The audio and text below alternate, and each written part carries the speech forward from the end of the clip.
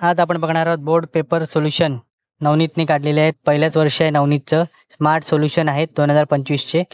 September 2021 ते मार्च 2024चे ह्याच्यात paper solution दिलेले आहेत. Education plan, activity sheets, format सगळं या पुस्तकात दिलेलं. आपण पुस्तक चालणार आहोत. पुस्तकामध्ये काय काय आहे ते कोणत्या विषयाची आहेत ते आज बघणार आहोत.